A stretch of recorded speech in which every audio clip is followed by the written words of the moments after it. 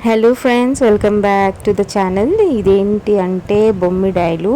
ఈ బొమ్మిడాయలు రెసిపీ వచ్చేసి నేను మా మదర్ని అడిగి చేశాను అనమాట. టేస్ట్ అయితే ఓకే, బాగుంది. ఈ బొమ్మిడాయలు ఎలా ఉంటాయంటే పొడుగ్గా ఉంటాయి. ఫస్ట్ నేను అది వీడియో తీయలేదు. వాటిని ఇలాగా చిన్న చిన్న ముక్కల కింద కట్ చేసుకుని అవి కొంచెం మరిగే నీళ్ళల్లో వేసి ఓ 2 నిమిషాలు ఉంచి దాని తర్వాత దాన్ని స్ట్రెయిన్ చేసేయండి వాటర్ని.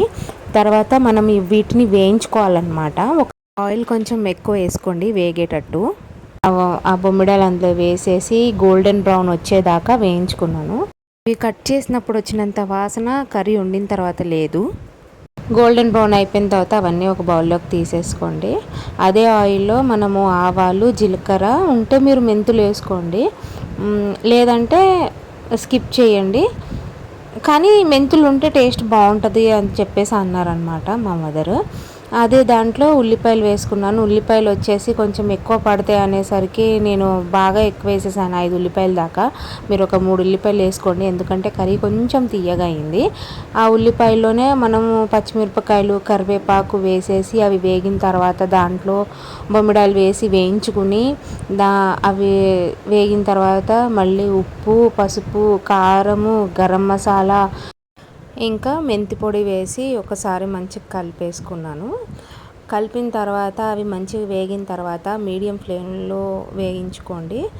దాంట్లోకి చింతపండు నీళ్ళు వేసేయాలి. చింతపండు వచ్చేసి కొంచెం నిమ్మకాయ కంటే కొంచెం పెద్దగా తీసుకున్నాను. అది మనం ఒక 10-15 మినిట్స్ మీడియం ఫ్లేమ్లో ఉడికించుకుంటుంటే మనకి గ్రేవీ అనేది చిక్కపడుతూ ఉంటుందన్నమాట. మొత్తం చిక్కపడ్డాక కొత్తిమీర వేసి మళ్ళీ ఒకసారి కలిపేస్తే అంతే, బొమ్మిడాయల పులుసు రెడీ. సో ఆయిల్ తేలితే అంతే, ఆల్మోస్ట్ కర్రీస్ రెడీ అయిపోయినట్టే, ఏ కర్రీకైనా కానీ కూడా.